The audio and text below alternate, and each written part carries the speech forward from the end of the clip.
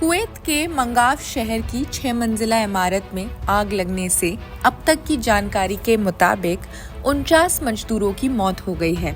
50 से ज्यादा लोग घायल हैं। मीडिया रिपोर्ट्स के मुताबिक मरने वालों में 40 भारतीय हैं। पीएम ने मृत भारतीय नागरिकों के परिवारों को प्रधानमंत्री राहत कोष से 2 लाख रुपए की मुआवजा राशि देने की घोषणा कर दी है। अरब टाइम्स के मुताबिक मरने वालों की उम्र 20 से 50 साल के बीच बताई जा रही है। इनमें ज्यादातर केरल, तमिलनाडु, नॉर्थ इंडियंस भी शामिल हैं। सभी एनबीटीसी कंपनी में काम करते थे। कुवैत की कुल आबादी में 21% भारतीय लोग रहते हैं। कुवैत के कुल वर्कफोर्स में भी भारतीयों की हिस्सेदारी 30% यानी 9 लाख के करीब है। कुवैत के विदेश मंत्रालय ने बस 30 लोगों के घायल होने की जानकारी दी। मरने वालों में कितने भारतीय हैं, इसे लेकर अब तक कुछ कहा नहीं जा सकता, लेकिन संख्या 40 बताई जा रही है। हालांकि केरल और तमिलनाडु के लोग होने की आशंका ज्यादा जताई जा रही है। मलयाली मीडिया मनोरमा की रिपोर्ट के मुताबिक बिल्डिंग में रहने वाले भारतीय केरल और तमिलनाडु के ही थे। ये बिल्डिंग एनबीटीसी ग्रुप ने किराए पर ली थी, जो कंस्ट्रक्शन सेक्टर की एक कंपनी है। एनबीटीसी ग्रुप के मलयाली व्यापारी केजी इब्राहिम हैं। केजी इब्राहिम केरल के तिरुवल्ला के व्यवसायी हैं। केजी इब्राहिम, जिन्हें केजीए के नाम से भी जाना जाता है, वे केजी समूह के संस्थापक और अध्यक्ष हैं। ये कंपनी 1977 से कुवैत के ऑयल एंड इंडस्ट्रीज का हिस्सा है। कुवैत के गृह मंत्री शेख फहद अल यूसुफ अल सबा ने पुलिस को बिल्डिंग के मालिक को गिरफ्तार करने का आदेश दे दिया।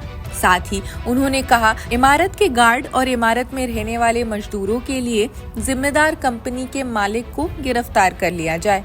कुवैत के डेप्यूटी पीएम फहद यूसुफ अल सबा ने घटनास्थल का दौरा किया। उसके बाद जांच के आदेश दिए। उन्होंने कहा, इसके जिम्मेदार लोगों को छोड़ा नहीं जाएगा। लालच ने लोगों की जान ली है।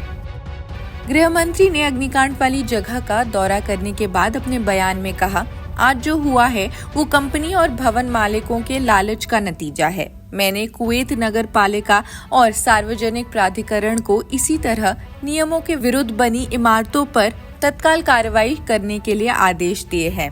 कंपनी ने अपने लालच में बड़ी संख्या में मजदूरों और श्रमिकों को एक आवासीय भवन में ठूस दिया है। हमें ये सुनिश्चित करना होगा कि ऐसे हादसों को रोका जाए और भविष्य में ऐसी घटनाएं न हो। इस इमारत में लगभग 160 लोग रहते थे, जो एक ही कंपनी के कर्मचारी थे। इस इमारत से 90 भारतीयों को बचाया भी गया है। शुरुआती जानकारी के मुताबिक आग एक फ्लैट के किचन से शुरू हुई और पूरी इमारत में फैल गई। मेजर जनरल राशिद हमाद ने कहा कि घटना की सूची स्थानीय समय के अनुसार 6 बजे की बताई गई। इसके बाद राहत और बचाव का काम भी शुरू हो गया। इमारत में ज्यादातर दक्षिण भारत के ही लोग थे, जैसा हमने आपको पहले बताया। कुवैत का न्यूनतम वेतन श्रम कानून द्वारा निर्धारित किया जाता है। कुवैत में एक भारतीय के लिए न्यूनतम वेतन लगभग 320 कुवैती दिनार यानी लगभग 87,193 रुपए पर मंथ है।